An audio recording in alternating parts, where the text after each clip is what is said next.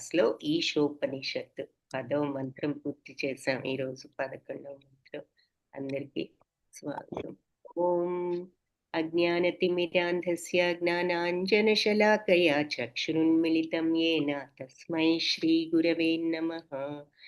నమో ఓం విష్ణుపదాయ కృష్ణప్రేష్ఠాయ భూతలే శ్రీమతే భక్తి వేదాంత స్వామి ఇతి నామినే.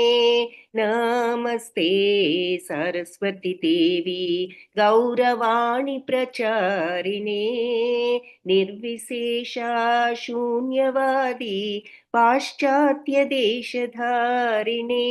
हे कृष्ण करुणा सिंधो दीनबंधो जगत्पते गोपेश गोपिका कांत राधा कांता नमोस्तुते.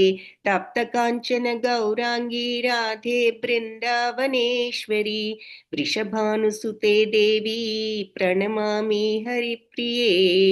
जय श्री कृष्ण चैतन्य प्रभु नित्यानंद श्री अद्वैत गदाधर श्रीवासादि गौर भक्त वृंद. हरे कृष्ण कृष्ण कृष्ण हरे हरे, हरे राम राम राम हरे हरे. हरे कृष्णा हरे कृष्णा कृष्ण कृष्ण हरे हरे, हरे राम हरे राम राम राम हरे हरे. हरे कृष्ण कृष्ण कृष्ण हरे हरे, हरे राम राम राम हरे हरे. हरे कृष्ण कृष्ण कृष्ण हरे हरे हरे, हरे राम राम राम राम हरे हरे. हरे कृष्ण. तो ఈశోపనిషత్తు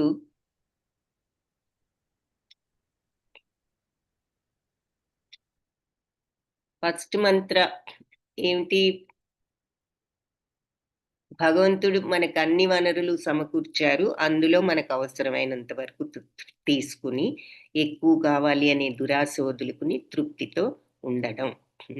ఎందుకు అంటే మనకు అవసరమైనది మనం తీసుకుని మిగిలినది ఎవరికి అవసరమైతే వాళ్ళు తీసుకుంటారు. అంటే అక్కడ అర్థం ఏమిటి అంటే తృప్తి, దురాశ లేకుండా ఉండడం అన్నది పాయింట్. అలా ఉంటే నెక్స్ట్ మంత్ర ఏం చెప్పింది?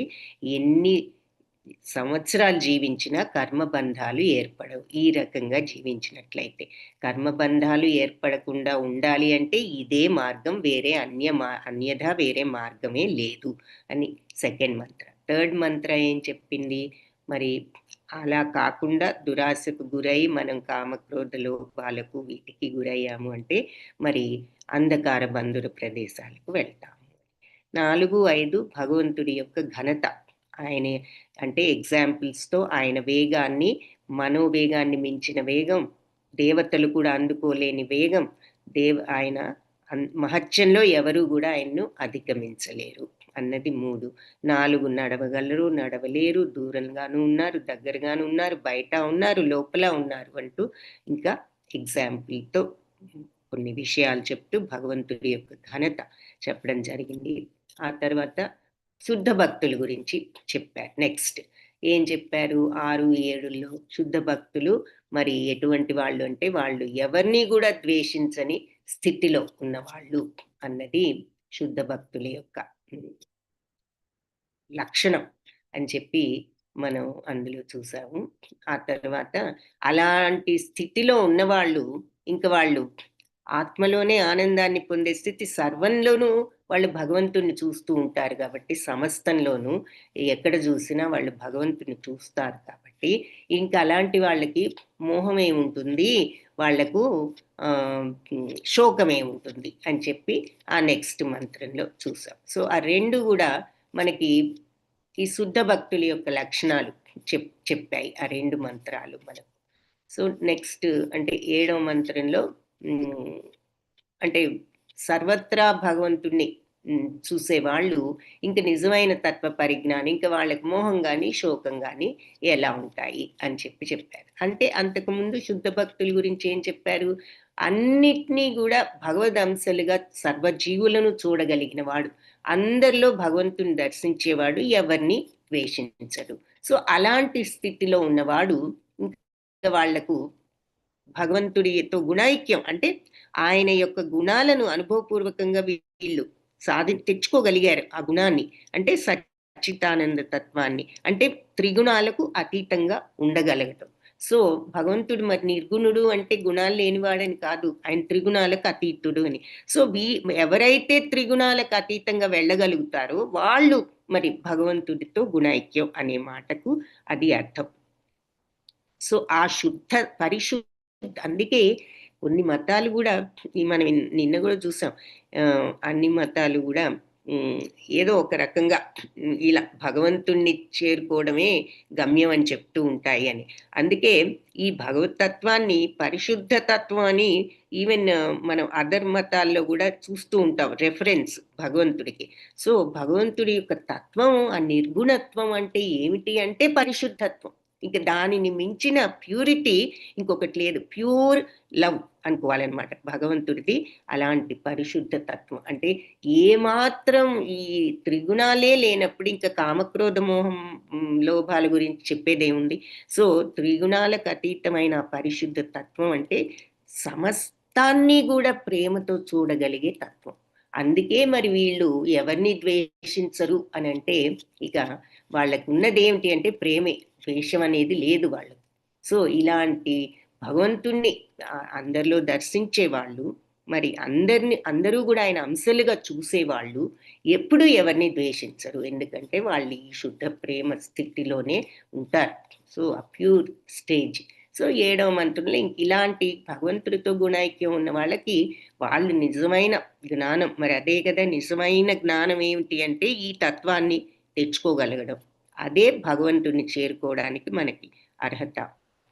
కాబట్టి ఇంకా అలాంటి వాళ్ళకి మోహం కానీ శోకం కానీ, అంటే ప్యూరిటీ ఉంటేనే భగవంతుణ్ణి మనం తెలుసుకోగలం, చేరుకోగలం.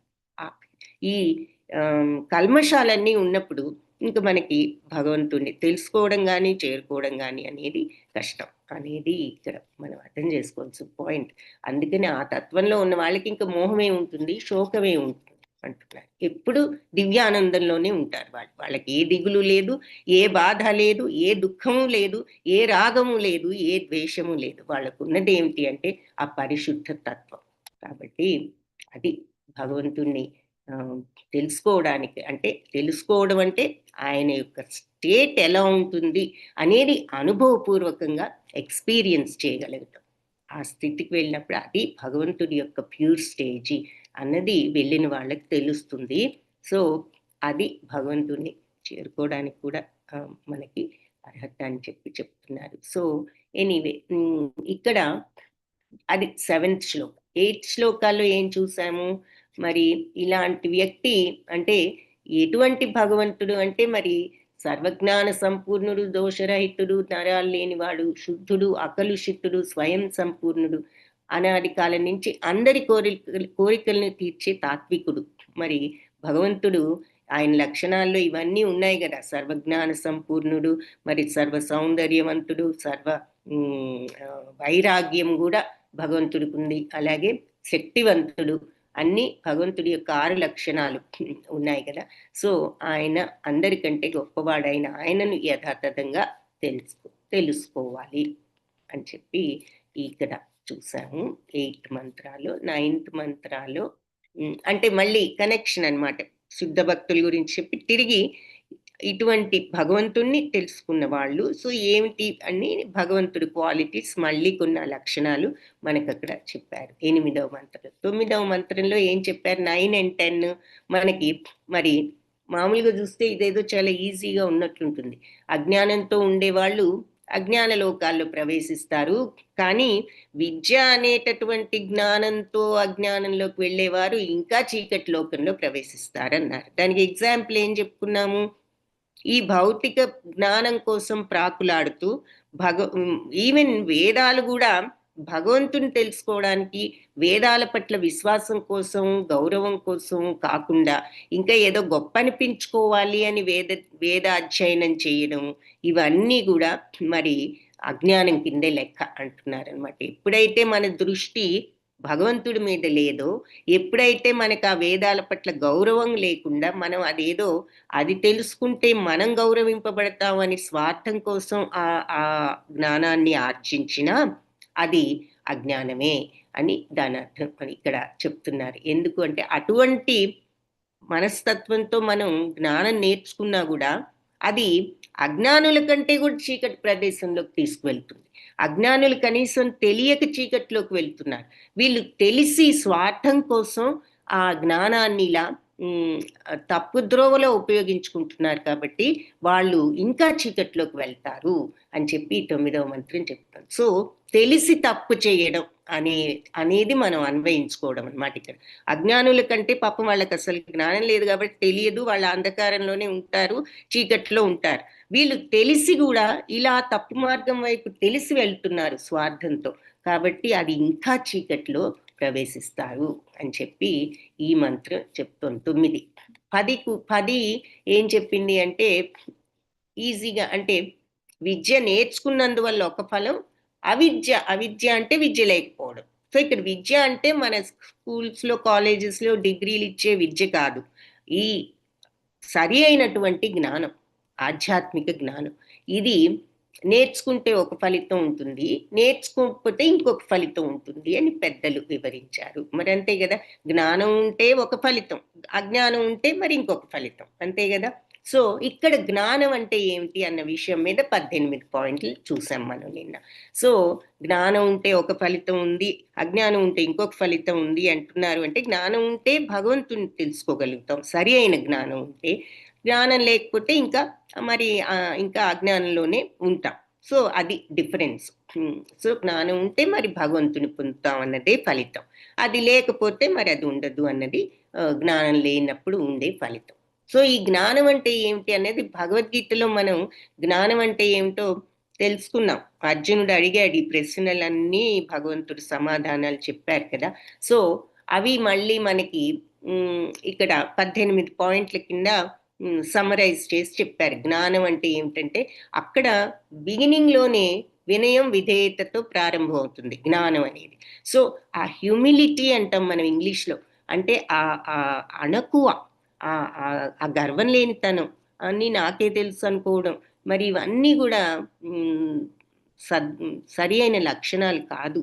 కాబట్టి ఆ అణకు ఉండాలి, ఆ వినయం ఉండాలి, అది బిగినింగ్ ఆఫ్ జ్ఞానం. సో మనిషి మరి సభ్యతతో అందరినీ గౌరవించడం నేర్చుకోవాలి. పేరు ప్రతిష్టల కోసమే నటించకూడదు ధర్మపరాయణుడిగా. ఏది అందరూ నన్ను మంచివాళ్ళు అనుకోవాలని పైకి ఏదో మంచితనం నటించడం కాదు, అది నిజంగా మనసు నుండి రావాలి అంటున్నారు. అలాగే బాహ్య దైహిక పనులు, శరీరానికి సంబంధించి శరీరంతో కానీ మనసుతో కానీ మాటతో కానీ ఎవరిని హింసించకూడదు, ఎవరికి కష్టం కలిగించకూడదు. అంటే శరీరంతో ఎవరిని మనం హింసించకూడదు, అవతల వాళ్ళని కొట్టడం చేయకూడదు. అఫ్ కోర్స్ మనసులో కూడా వీళ్ళు ఇలాంటి వాళ్ళు, వీళ్ళకి ఇదైతే బాగుండని బ్యాడ్ ఆలోచనలు ఎవరి పట్ల చేయకూడదు. మాటలతో కూడా ఎవరిని హింసించకూడదు. అంటే మనస వాచ కర్మ అంటారు మన వాళ్ళు, త్రికరణ శుద్ధి. సో మాటలో శుద్ధత్వం ఉండాలి, మనసు ఆలోచనల్లో శుద్ధత్వం ఉండాలి, శారీరకంగా కూడా మన కర్మలలో మనం చేసే పనులలో శుద్ధత్వం ఉండాలి. సరి అయిన పనులు, సరి అయిన చర్యలు చేయాలి. కాబట్టి మానసికంగా, దైహికంగా, అలాగే వాక్పరంగా ఎవరిని కూడా మనం హింసించకూడదు. అలాగే ఎవరైనా సహనం, ఎవరైనా మనల్ని ఏదైనా అని మనల్ని అన్నా కూడా మనం సహనంతో ఓర్పుతో ఊరుకోవాలి.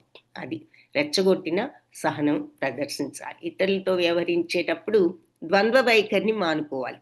అంటే పైకి ఒక రకం లోపల ఒక రకం కాకుండా మరి త్రికరణ శుద్ధిగా ఉండు. నువ్వు లోపల వాళ్ళ గురించి ఒకటి అనుకుని పైకి వేరే మాటలు అంటాం కరెక్ట్ కాదు అంటున్నారు. అలాగే క్రమంగా ఒక గురువు గారిని చూసుకో, ఏది సరి అయిన గురువుని చూసుకుని మరి సరి అయిన ప్రశ్నలు ఆయన శరణు వేడి సరి అయిన ప్రశ్నలు అడుగు అంటున్నారు.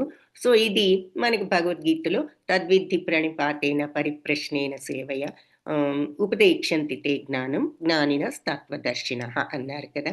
వినయంతో సేవలు చేస్తూ గురువు దగ్గర జ్ఞానాన్ని నేర్చుకో. అప్పుడు జ్ఞానం తెలిసిన తత్వాన్ని దర్శించిన గురువు నీ జ్ఞానాన్ని బోధిస్తాడు. ఎలా తెలుసుకోవాలి, ఎలా అడగాలంటే వినయంగా సేవ చేస్తూ అంటూ చెప్పారు. సరే, అది గురువు దగ్గర ప్రవర్తన. ఆత్మసాక్షాత్కారం పొందడానికి మరి సరి అయినటువంటి శాస్త్ర ధర్మాలను పాటించాలి. అంటే నెక్స్ట్ శాస్త్రాలు కూడా గురువు తల్లి లాంటివి. అవి చెప్పిన విషయాలను మనం శ్రద్ధగా పాటించాలి. అలాగే అంతేకాకుండా దృఢ విశ్వాసంతో పాటించాలి. నెక్స్ట్ పాయింట్, ఊరికి ఏదో చెప్పారని ఆ శాస్త్రాల పట్ల ఆ గౌరవం విశ్వాసం ఉండాలి. తర్వాత ఆత్మసాక్షాత్కారానికి ప్రతికూలంగా ఉండే విషయాలన్నిటినీ వాటి నుంచి దూరంగా ఉండాలి. అంటే మనం ఈ రకంగా ఆధ్యాత్మికంగా పురోగమనం చెందడానికి అడ్డంకులుగా ఉండే విషయాలు ఏదైనా, ఎవరైనా వచ్చి ఎందుకు నువ్వు ఇలా చేస్తున్నావు, అలా చేస్తున్నావు, నువ్వు ఇవి వింటున్నావు, భగవద్గీతలు ఎంతసేపు విన్నా నీకు ఇదే కదా, ఇవన్నీ నీకేమిస్తాయి, భగవద్గీత వింటున్నావు లేదంటే ఈ షోపనిషత్తు లేదా ఈ భక్తి రసామృత సింధు ఇవన్నీ ఏమిటి, ఇవి అసలు మనకు తెలియదు, ఏదో గుడికి వెళ్తే అట్లా ఎవరైనా ఏదైనా మనం డిస్కరేజ్ చేసినా మనం అటువంటి వాటి నుంచి ఎఫెక్ట్ అవ్వకుండా ఉండడానికి దూరంగా ఉండాలి అని చెప్తున్నారు. అలాగే మనకు కావాల్సిన దానికంటే ఎక్కువ ఆశించకూడదు. ఇది ఫస్ట్ మంత్రాల్లోనే చెప్తారు. మన దేహం మెయింటైన్ చేసుకోవడానికి కొంత ఫుడ్ ఉండాలి, మనకు ఒక నీడ ఉండాలి, మరి ఇవన్నీ ఉండాలి. అయితే ఇంకా కావాలి అనే ఆశలు తగ్గించుకో. ఎందుకంటే అన్నిటికీ కోరికే మనకి మిగిలిన అన్ని ప్రాబ్లమ్స్కి కారణం. ఈ కామం వల్లే అన్ని ఆత్మసాక్షాత్కారాన్ని తెలుసుకోలేకపోవడానికి కారణం ఏమిటి అంటే కామం అనే ముసుగుతో కప్పివేయబడ్డది అని భగవద్గీతలో డైరెక్ట్గా చెప్పారు. కాబట్టి మనం కోరికలను తగ్గించుకుంటూ రావాలి. ఒకేసారి అన్ని వదిలిపెట్టడం కష్టమైనా మనం క్రమేణా కోరికల్ని, ఇప్పుడు మరీ ఉన్నాయి, మళ్ళీ ఇంకేదో కొత్త సామాను కావాలనో, కొత్త బట్టలు కావాలనో, కొత్త కారు కావాలనో, ఇంకా మంచి ఫోన్ కావాలనో తీవ్రంగా ఏదో కోరిక వస్తుంది. అలాంటి కోరికల్ని తగ్గించుకోవడానికి ప్రయత్నించాలి స్లోగా.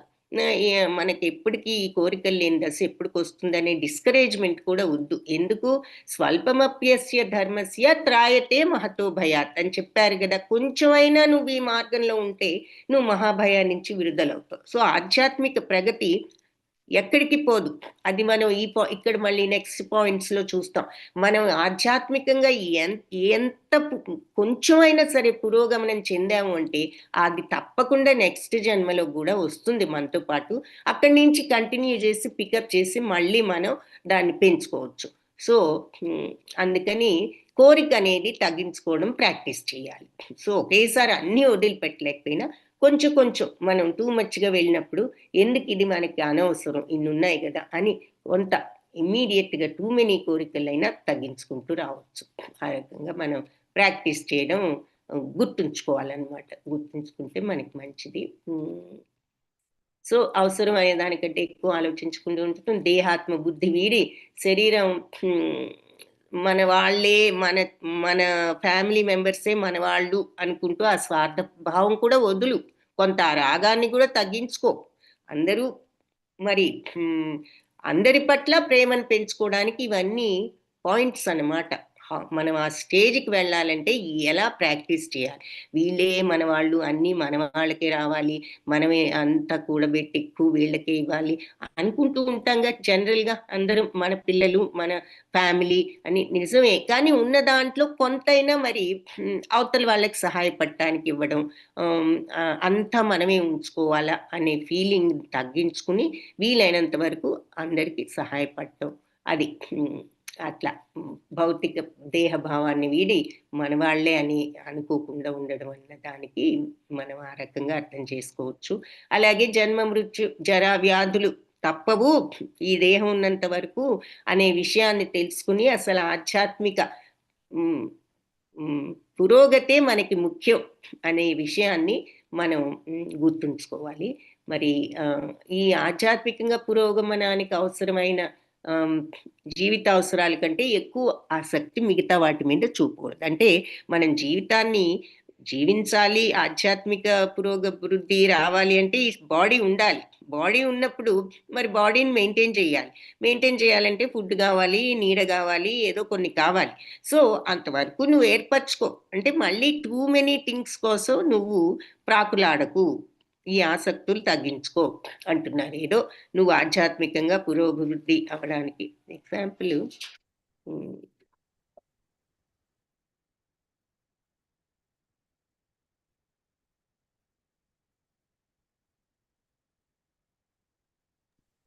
ఒక్క నిమిషం, 1 సెకండ్.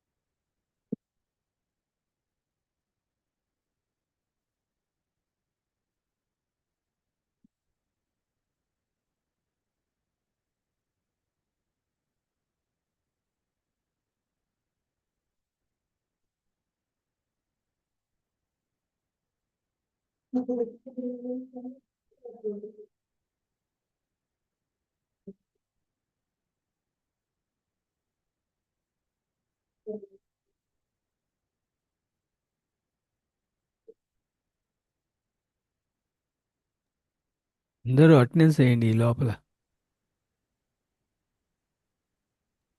హరే కృష్ణ ప్రభుదండ ప్రణాం. ఈ లోపల అందరూ అటెండెన్స్ వేసేయండి. ఆవిడకి ఏదో కాల్ వచ్చి ఉంటుంది.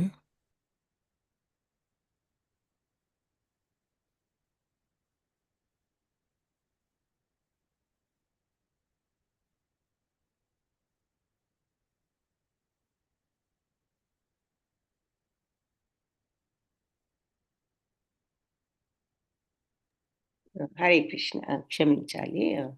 ఓకే, సో 12వ పాయింట్లో జన్మ మృత్యు జరా వ్యాధుల గురించి తెలిసి ఉండడం, 13 ఆధ్యాత్మిక పురోభివృద్ధికి అవసరమైన దానికంటే ఎక్కువ ఆసక్తి మిగతా వాటి మీద వద్దు, తగ్గించుకోండి అన్నారు. 14లో శాస్త్రాలు చెప్పిన దానికంటే ఎక్కువగా మన వాళ్ళ పట్ల కానీ గృహము ఈ అంటే భౌతికమైనటువంటి ఆస్తులు, ప్రాపర్టీస్, గృహం, ఇటువంటి వాటి మీద ఎక్కువ ఆసక్తి వద్దు, శాస్త్రాలు చెప్పిన ప్రకారంగా అంతవరకు ఆసక్తి చూపండి అంటున్నా. సో శాస్త్రం ఏం చెప్పింది?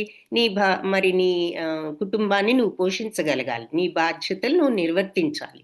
అలాగే నీకు అవసరమైనంత వరకు, వాళ్ళకు అవసరమైనంత వరకు మనం చూడాలి.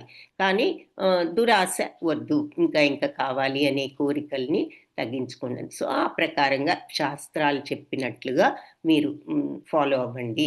మీ ఫ్యామిలీ పట్ల కానీ, మీరు మీ ఆర్జన పట్ల కానీ శాస్త్ర నిర్దేశం ప్రకారం ఆ పనులు చేయండి అంటున్నారు. తర్వాత మనస్సు కలిగించే కోరికలు తీరినప్పుడు విపరీతంగా పొంగిపోవడం, తీరనప్పుడు విపరీతంగా దుఃఖించడం వద్దు. అంటే సమత్వ స్థితిని తెచ్చుకోండి. ఈ సమత్వమే యోగం అనేది మనం భగవద్గీతలో కూడా చూసామని నిన్న కూడా చెప్పుకున్నాం. కాబట్టి ఆ సమత్వ స్థితి మనం అంటే ఆ బ్యాలెన్స్డ్ మెంటాలిటీ నేర్చుకోవాలి. సో ఈక్వానిమిటీ అని ఇంగ్లీష్లో అంటాం, సమత్వం అంటాం. ఆ సమత్వమే యోగం. అంటే ఏమిటి సమత్వం? అంటే ఏది జరిగినా విపరీతంగా రియాక్ట్ అవ్వకుండా ఉండడం.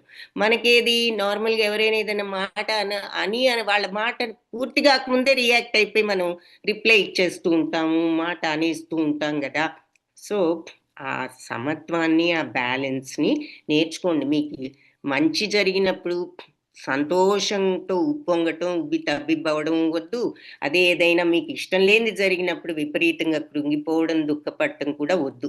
ఏదైనా ఒకే రకంగా బ్యాలెన్స్డ్గా ఉండడం నేర్చుకోండి, అదే యోగం అంటున్నారు అని భగవద్గీతలో చెప్పారు. సో అందుకే కర్మయోగమే అది. ఏది జరిగినా సమత్వంతో ఉండడం. సో అది ఇక్కడ చెప్తున్నారు. సో సంతోషాలు వచ్చినప్పుడు ఉబ్బిపోవడం, తబ్బిపోవడం, దుఃఖం ఏదైనా ఇష్టం లేని జరిగినప్పుడు దుఃఖం తెచ్చుకోవద్దు అంటున్నారు. సో భగవద్భక్తితో అది వేరే మనస్సును వేరే అనన్య మార్గంలోకి పంపకుండా భగవంతుడి మీద భక్తితో ఉంటూ ఆయన్ని సేవించాలి. సో భక్తి భావాన్ని పెంపొందించుకోవాలి అన్నది నెక్స్ట్ పాయింట్. తర్వాత మరి ఆధ్యాత్మిక సాధనకు అనుకూలమైన శాంత వాతావరణంలో ఉండడానికి ఇష్టపడాలి. ఏకాంత వాతావరణం అన్నారు అంటే దాని అర్థం అన్నీ వదిలేసి ఎక్కడికో వెళ్ళిపోమని కాదు.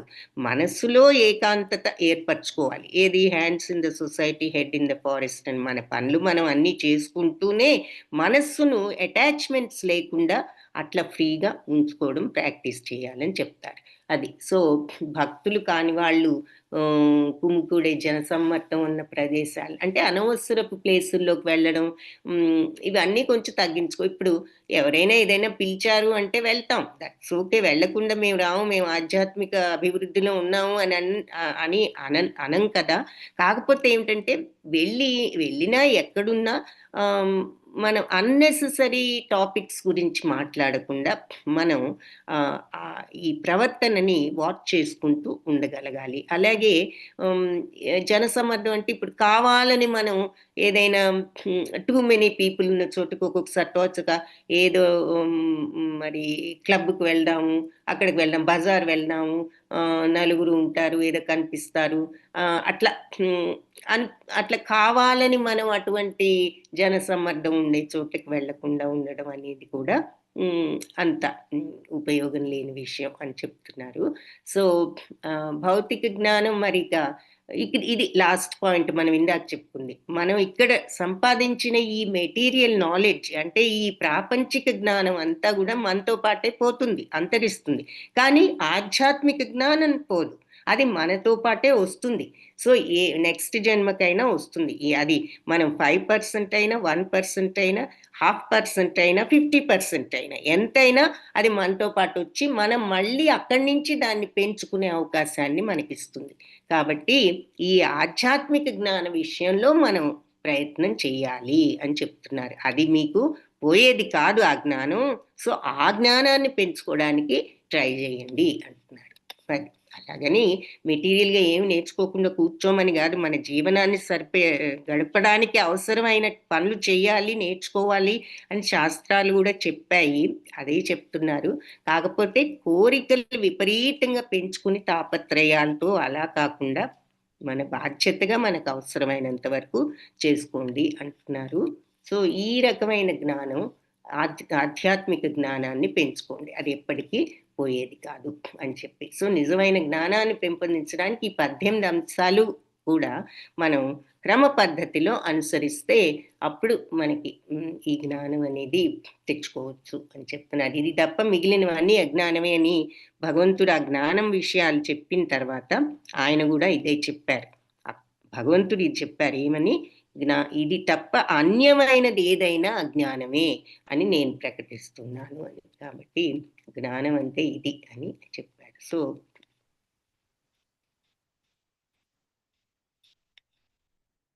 ఇంతకీ శ్లోకం ఏమిటి? జ్ఞానం తెలిస్తే ఒక ఫలం, అజ్ఞానంలో అవిద్య ఉంటే ఇంకొక ఫలితం అని పెద్దవాళ్ళు చెప్పారు. సో జ్ఞానం తెలిస్తే భగవంతుని చేరుకుంటారు, జ్ఞానం లేకపోతే చేరుకోలేరు, ఇక అంధకారంలోనే ఉంటారు అన్నది చెప్తున్నారనమాట ఈ శ్లోకంలో. 10th శ్లోక, 9th శ్లోక. 10th శ్లోక ఈ విద్యల గురించే ఇంకా కంటిన్యూ అవుతుంది. విద్యాం చ యస్తద్వేదో భయగం సహా అవిద్యయా మృత్యుం తీర్వా విద్యయామృతమశ్నుతే. సో అవిద్య మరియు విద్య కూడా యస్తద్ ఎవరైతే ఉభయం ఈ రెండింటినీ కూడా ఏకకాలంలో సహా అంటే ఏకకాలంలో ఎవరైతే తెలుసుకుంటారో వాళ్ళే ఈ జనన మరణాన్ని నుంచి తప్పించుకుని అమరత్వపు ఆనందాన్ని పూర్తిగా అనుభవించగలుగుతారు.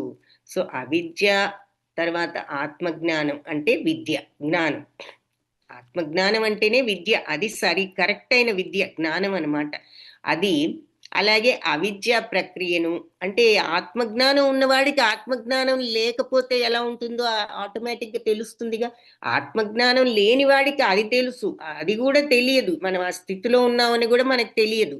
కానీ ఎప్పుడైతే ఆత్మజ్ఞానం తెలిసిన వాడికి ఇది ఆత్మజ్ఞానము, అంతకు ముందున్న స్థితి ఆత్మజ్ఞానం లేని స్థితి అని అతనికి రెండు స్థితుల గురించి తెలుసు. కాబట్టి అవిద్య ఆత్మజ్ఞానాన్ని ఒకేసారి తెలుసుకోగలిగిన వాడు ఎవరు? వాళ్ళు ఆత్మజ్ఞానం ఉన్న వాళ్ళే తెలుసుకోగలరు రెండింటినీ ఒకేసారి. కాబట్టి అలాంటి వాళ్ళు జననం, అంటే ఇందాకటి శ్లోకంలో కంప్లీట్ చేయలా, విద్య ఉంటే ఒక ఫలితం, అవిద్య ఉంటే ఒక ఫలితం అని అంతటితో వదిలారు. ఇక్కడ కంటిన్యూయేషన్ చెప్తున్నారు. ఏమిటా ఫలితం? అవిద్య విద్య రెండూ కూడా ఒక్కసారే తెలుసుకోగలిగిన వాడు జనన మరణ చక్రం నుంచి తప్పించుకుని అమరత్వపు ఆనందాన్ని, ఆ సచ్చిదానందాన్ని, ఆ దివ్యానందాన్ని, ఆ బ్రహ్మానందాన్ని, ఆ నిత్యానందాన్ని అనుభవించగలడు అని చెప్పి చెప్తున్నారనమాట. సో వీళ్ళు రెండు స్టేజెస్ తెలిసిన వాళ్ళు, జ్ఞానం ఎలా ఉంటుంది, అజ్ఞానం ఎలా ఉంటుందో కూడా వీళ్ళకి తెలుసు. ఎందుకంటే జ్ఞానంలో ఉన్నారు కాబట్టి, అంతకుముందు ఉన్న అజ్ఞానం, ఇప్పుడు జ్ఞానం, ఒకే టైంలో రెండు తెలుసుకున్న వాళ్ళు జనన మరణ చక్రం నుంచి. ఇది అన్నమాట విద్యతో వచ్చే ఫలితం. ఇది ఇందాక శ్లోకంలో చెప్పారు కదా, విద్యతో ఒక ఫలితం, అవిద్యతో ఒక ఫలితం. ఈ రెండు ఒక్కసారిగా తెలుసుకున్న వాళ్ళ ఫలితం ఏమిటి అంటే జనన మరణ చక్ర ప్రభావం నుంచి తప్పించుకుని, అంతేకాదు అమరత్వపు ఆనందాన్ని పూర్తిగా అనుభవించగలుగుతారు. ఆ రెండు బెనిఫిట్స్ ఇందులో నుంచి తప్పించుకున్నారు అంటే వాళ్ళకు వచ్చేది ఏమిటి అంటే అమరత్వపు ఆనందం, భగవత్ ప్రాప్తి. సో అది అమరత్వపు ఆనందం, ఆ దివ్యానంద స్టేజ్ అన్నమాట, వాళ్ళు పొందగలుగుతారు. సో విద్యాంచ అవిద్యాంచ, విద్యను అవిద్యను కూడా ఎస్తద్, ఎవరైతే వేద్ తెలుసుకుంటారో, వేద్ అంటే తెలుసుకోవడం, ఉభయగం ఈ రెండు కూడా సహా ఒకేసారి తెలుసుకుంటారు. అవిద్యయా మృత్యం, వాళ్ళు అవిద్య చేత మళ్ళీ మళ్ళీ కలుగుతూ ఈ అవిద్యతో కలిగే ఈ మరణాన్ని తీత్వ అధిగమిస్తాడు. అంటే ఇక అవిద్య ఉన్నంత కాలం పునర్జన్మలు వస్తూ ఉంటాయి కదా, మరి మరణం జననం మరణం జననం, వాటిని వీళ్ళు అధిగమిస్తారు. ఎవరు? ఈ విద్య అవిద్యని ఒకేసారి తెలుసుకున్న వాళ్ళు, రెండింటినీ తెలుసుకున్న వాళ్ళు. సో వాళ్ళు ఈ అవిద్యతో వచ్చే మృత్యువును అధిగమించి విద్యయ అమృతం అశ్నుతే. సో ఈ విద్య వల్ల, ఈ జ్ఞానం వల్ల వాళ్ళు అమృతత్వాన్ని పొందుతారు. అశ్నుతే అంటే పొందుతారు అని చెప్పి చెప్తున్నారు. సో అది ఈ శ్లోకం. నెక్స్ట్ 11th శ్లోక. చక్కగా పాయింట్ బై పాయింట్ ఈ 18 శ్లోకాస్లో మనం ఏమి సాధించాలి, ఎలా ఉండాలి, ఈ ఆత్మ సాక్షాత్కారానికి దారి ఏమిటి అన్నది చక్కగా పాయింట్ బై పాయింట్ 18 శ్లోకాస్లో చెప్పడం జరిగిందనమాట ఈ ఈశోపనిషత్తులు. సో మరి ఇప్పుడు ఎగ్జాంపుల్ ఇక్కడ ఏం చెప్తున్నారు, మరి హిరణ్యకశ్యపుడు మరి ఎంతో గొప్పవాడు, ఎన్నో తపస్సులు చేశాడు, ఎన్నో వరాలు పొందాడు. కానీ ఈ భౌతిక సంపదనతో ఆ అజ్ఞానంతో ఎంతో జ్ఞానం నేర్చుకున్నాడు, కానీ స్వార్థం కోసం ఉపయోగించాడు మరి అజ్ఞానాన్ని. సో అది అవిద్య, అది ఇంకా అజ్ఞానం కంటే డేంజరస్ అటువంటి జ్ఞానం అని చూసాం మనం.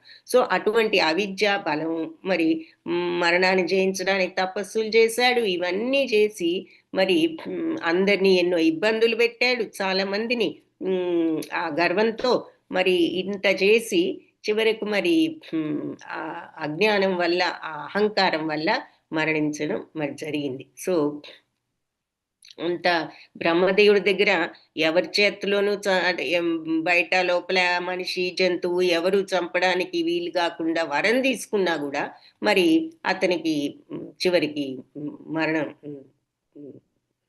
తప్పలేదు.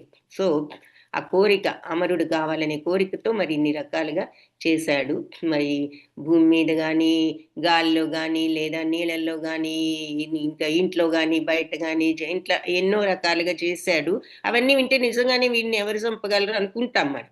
కానీ భగవంతుడు మరి అన్నీ తెలిసిన వాడు, ఆయనకి అన్నీ ఎలా చేయాలో తెలుసు కాబట్టి వాటన్నిటికీ విరుద్ధంగా మరి మనిషి జంతువు కాకుండా వచ్చి, పగలు రాత్రి కాకుండా సాయం వేళ ఇంట్లోనూ బయట కాకుండా గడపలో అని చెప్పి చెప్తారు కదా.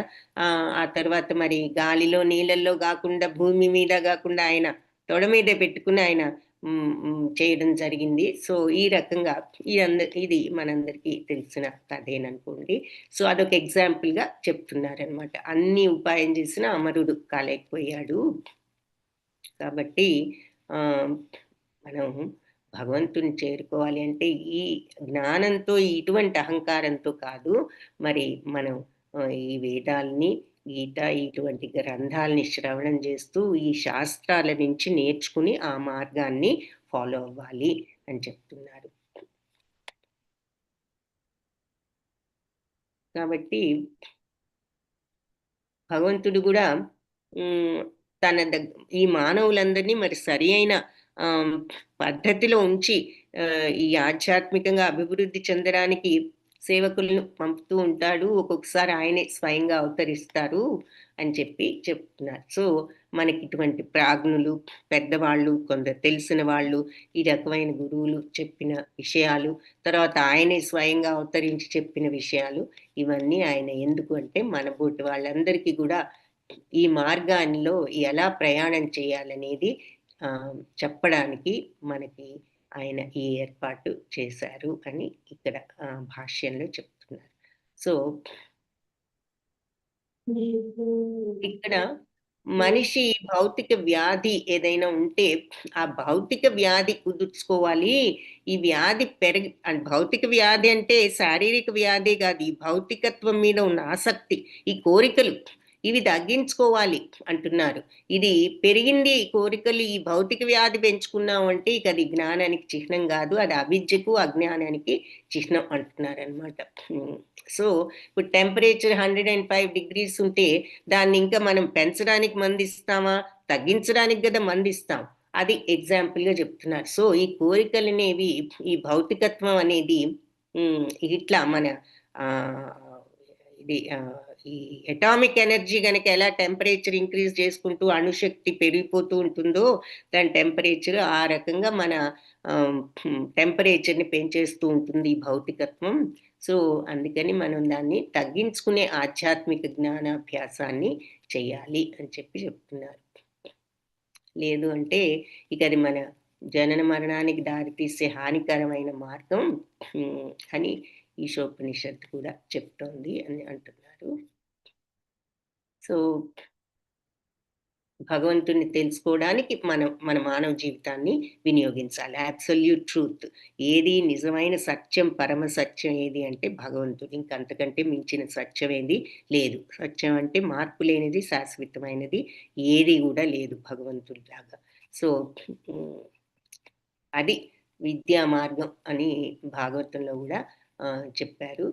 ఆ పరమ సత్యమే బ్రహ్మం, పరమాత్మ, భగవంతుడు అని చెప్పి 3 రకాలుగా భగవంతుణ్ణి మనం ఆరాధించవచ్చు అని కూడా భాగవతం చెప్పింది.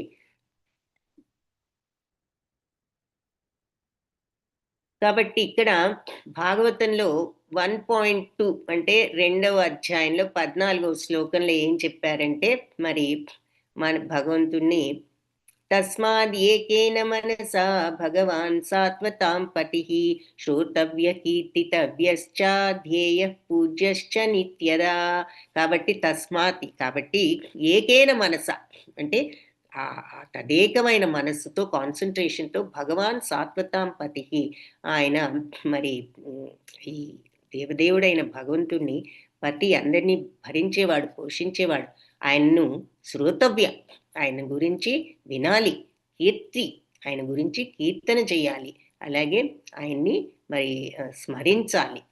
అభ్యశ్చ ధ్యానం చేయాలి, పూజ్యశ్చ ఆయన్ని ఆరాధించాలి నిత్యము అంటున్నారు.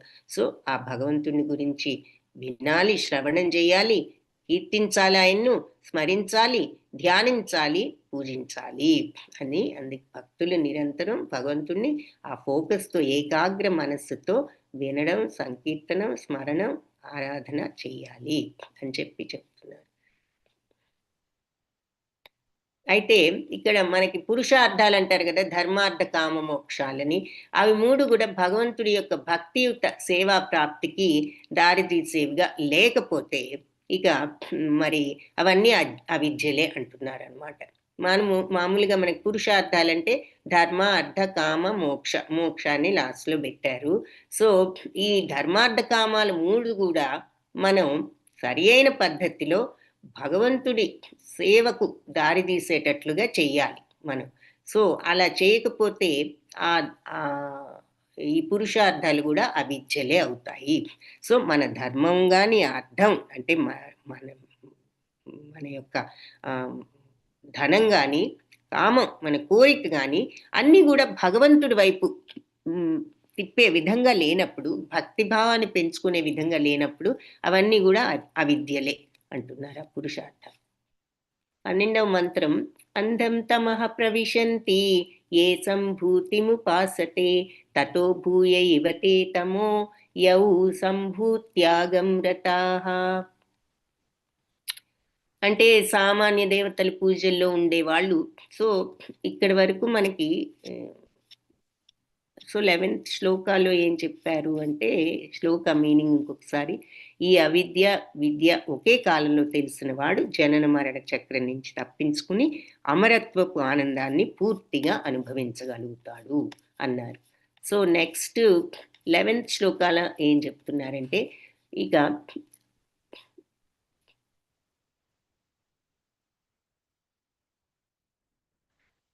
అసంభూతి అంటే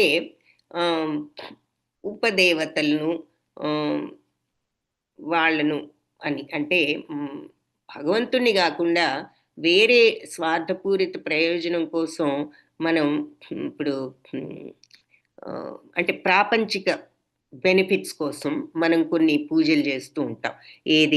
ఇది చేస్తే మనకి ఈ వ్రతం చేస్తే ఇది వస్తుంది, ఆ వ్రతం చేస్తే అది వస్తుంది అంటూ ఏదో కొన్ని చేస్తూ ఉంటాము. అలాగే ఈ శని దేవతకు పూజలు చేస్తే మనకి శని అనేది పోతుందని, ఆ తర్వాత కొన్ని ఇటువంటి పూజలు కొన్ని ప్రాపంచిక బెనిఫిట్స్ కోసం చేస్తూ ఉంటాం. సో ఇటువంటి పూజల్లో నిమగ్నమై ఉండేవారు అజ్ఞానం అనే అంధకారంలో ప్రవేశిస్తారు. అంటే నిరాకార బ్రహ్మాన్ని పూజించేవారు అంతకంటే ఎక్కువ అజ్ఞానంలోకి ప్రవేశిస్తారు అంటున్నారు. చీకట్లో తమహ ఎవరైతే సంభూత్యాం అంటే నిరాకారం పట్ల ఆసక్తి ఉంటారు. సో అంటే ఇక్కడ పాయింట్ ఏమిటి అంటే, ఉపదేవతలను పూజించని వాళ్ళు అంధకారంలోకి వెళ్తారు అంటే, మనం ఈ రకమైనటువంటి మెటీరియల్ బెనిఫిట్స్ కోసమే పూజలు చేసుకుంటూ కూర్చుంటే ఈ మెటీరియల్ బెనిఫిట్స్ అన్నీ సిద్ధిస్తాయి, వస్తాయి మనకు. కానీ అసలైనటువంటి ఈ ఆధ్యాత్మిక పురోగతి ఏమాత్రం రాదు. కాబట్టి అంధకారంలోనే ఉంటాం, అజ్ఞానంలోనే ఉంటాం. ఆధ్యాత్మిక పురోగతి జ్ఞానం లేనంత కాలం మరి అంధకారమేనని చెప్పారు కదా ఆల్రెడీ. సో ఇటువంటి పూజలు చేస్తే మీకు ఆధ్యాత్మికత అనేది కలగదు, మీకు ఆ జ్ఞానం అనేది కలగదు. సో మీరు ఇంకా అంధకారంలోనే ఉంటారు. ఎందుకు? కోరికలు తీర్చుకునేటానికి చేసే పూజలే చేస్తున్నాం కాబట్టి, భౌతికత్వం కోసం అవసరమైన పూజలే చేస్తున్నాం కానీ ఆధ్యాత్మికత కోసం చేసే పూజలు కావవి. అందుకని అంధకారంలోనే ఉన్నాం. అలాగే మరి నిరాకారంగా ఈ బ్రహ్మాన్ని పూజించే వాళ్ళు అంటే ఇక్కడ ఒక ఐడియా లేకుండా ఏదో ఒకటి అన్నట్లుగా ఒక ఫోకస్ లేకుండా భగవంతుడు అనేటటువంటి కాన్సన్ట్రేషను ఆయన మీద దృష్టి లేకుండా మనం ఏదో గురుడ్డిగా ఏదో పూజలు చేయడం ఇట్లా చేసినా కూడా వాళ్ళు ఇంకా అంధకారంలో ఉంటారు. సో భగవంతుడి మీద ఆ ఫోకస్తో చేస్తే అప్పుడే మనకు ఆ జ్ఞానం అనేది అభివృద్ధి చెందుతుంది. ఈ భౌతిక కోరికల కోసం పూజలు చేసిన, ఫోకస్ లేకుండా పూజలు చేసిన అది మనకి అజ్ఞానాన్నే ఇస్తుంది అంటున్నారు. సో పూజలు చేస్తున్నాము మనం, ఏదో అనుకుంటాం ఆ వ్రతాలు ఈ వ్రతాలు, కానీ మనం ఎందుకు చేస్తున్నాం? ఇవన్నీ భౌతికత్వం కోసమే చేస్తుంటే, కోరికల కోసం, అది అజ్ఞానమే. అలాగే ఒక ఫోకస్ లేకుండా ఏదో గుడ్డిగా వెళ్ళి ఏదో పూజ చేసాము అయింది అనిపించుకోవడం కాదు. ఆ భగవంతుడి పట్ల ఫోకస్తో ఆ భక్తిని పెంచుకునే విధంగా చేస్తేనే కరెక్ట్ అయిన మార్గం. లేదు అంటే ఇదంతా మనం అజ్ఞానంలోనే ఉంటాం అది లేనప్పుడు అని చెప్పి చెప్తున్నారు. అసంభూతి అనే మాట స్వతంత్రమైన జీవితం లేని వాళ్ళని సూచిస్తుంది. అంటే ఆహ్, ఇక్కడ హ్మ్, అసంభూ అంటే ఆహ్, సంభూతి అనే పదం సర్వస్వతంత్రుడైన భగవంతుడిని సూచిస్తుంది అంటున్నారు. సో, మనం ఈ అసంభూతి అన్నదానికి ఏమిటి అంటే ఆహ్, ఈ భగవంతుడిని వదిలేసి పక్కా హ్మ్. హ్మ్. అంటే ఉపదేవతలు అంటే అదర్ థింగ్స్ కోసం మనం భగవంతుణ్ణి చేరాలి అనే విషయాన్ని వదిలిపెట్టి, ఈ మెటీరియల్ థింగ్స్ కోసం మనం పూజలు చేయడం అని మనం అర్థం చేసుకోవాలి. అది ఆహ్, వేస్ట్. అజ్ఞానంలోనే ఉంటాం అలా చేస్తున్నంత కాలం. అలాగే భగవంతుడి మీద ఫోకస్ లేకుండా ఏదో మనం బ్లైండ్‌గా ఏదో పూజ చేశామంటే చేశాం అన్నట్లుగా ఉన్నా, అది గూడా మరి అజ్ఞానమే అని చెప్పి చెప్తున్నారు. సో, ఇక్కడ భగవద్గీత శ్లోకం 10.2 చెప్తున్నారు మరి. నమే విదు సురగణ ప్రభవం న మహర్షయః అహం ఆదిర్హి దేవానాం మహర్షీణాం చ సర్వశః. నమే విదు సురగణ, నా గురించి సురగణాలు దేవతలకు తెలియదు, నా ప్రభవం నా మహర్షులకు తెలియదు. ఎందుకు? అహం ఆదిర్హి దేవానాం, నేను ఆదిదేవుణ్ణి, వాళ్ళందరికంటే ముందున్న వాణ్ణి. మహర్షీణాం చ సర్వ వీళ్ళందరు మహర్షులు వీళ్ళందరికంటే నేను ఆది దేవుడని కాబట్టి వాళ్ళకు కూడా నా పుట్టుక గురించి, వైభవం గురించి పూర్తిగా తెలియదు అన్నది చెప్తున్నారు. సో, అందుకని అసలైన భగవంతుడిని వదలడం ఎందుకు? అసలైన రీజన్ కోసం మీరు ప్రయత్నించండి. ఈ మెటీరియల్ థింగ్స్ కోసం పూజలు చేస్తున్నంత కాలం ఈ భౌతికత్వం కోసం మీరు ఆ జ్ఞానంలోనే ఉంటారు అని చెప్పి చెప్తున్నారు.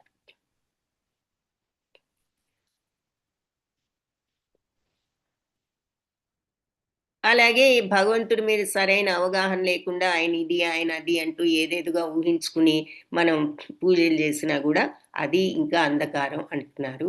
సో, ఇది భగవంతుడి యొక్క రూపాన్ని ఆయన మనం కాన్సంట్రేట్ చేసి ఆయన మీద భక్తితో ఉండగలగటం అని చెప్పి చెప్తున్నారు. అన్ ఆ భగవంతుడి యొక్క ఆ తేజస్సే ఆ నిరాకార బ్రహ్మ తేజస్ అని చెప్పి చెప్తున్నారు. బ్రహ్మం కూడా అని. భగవద్గీతలో గూడా దేవతలను పూజిస్తే దేవతల దగ్గరికి వెళ్తారు. మరి భూత ప్రేతాలను పూజిస్తే అక్కడికి వెళ్తారు అని చెప్పారు గదా! మరి హ్మ్. యక్ష రాక్షసులను పూజిస్తే భూలోకంలో ఉంటారు. నా భక్తులు నా దగ్గరికే వస్తారు అని ఆయన చెప్పారు. సో, అది ఇక్కడ మళ్ళీ మనకు గుర్తు చేస్తున్నారు. సో, ఇంతకీ శ్లోకంలో ఏం చెప్పారు అంటే ఇది. సో, మనం ఈ భౌతిక సామాన్య దేవతల పూజల్లో నిమగ్నమై ఉండేవారు అజ్ఞానంలో ప్రవేశిస్తారు. అంటే ఈ భౌతికత్వం కోసం, భౌతిక ప్రయోజనాల కోసం పూజలు చేస్తే అజ్ఞానంలో ఉంటారు. అలాగే భగవంతుడి మీద సరైన అండర్‌స్టాండింగ్, ఫోకస్ లేకుండా ఏదో పూజలు చేసినా గూడా ఇంకా అంధకారంలో ఉంటారు.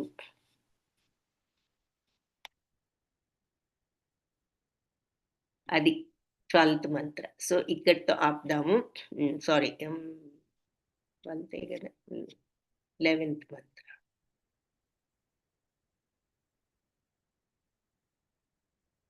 అంతే 12థ్. 12th అయిపోయింది. సో, 13థ్, 14థ్ రేపు చూడొచ్చు. హరే కృష్ణ. వాంఛాకల్పతరుభ్యశ్చ కృపా సింధుభ్య ఏవ చ పతితానాం పావనేభ్యో వైష్ణవేభ్యో నమో నమః. హరే కృష్ణ. అందరికీ ధన్యవాదాలు. మరి ఒక 10 మంది దాకా వచ్చారు.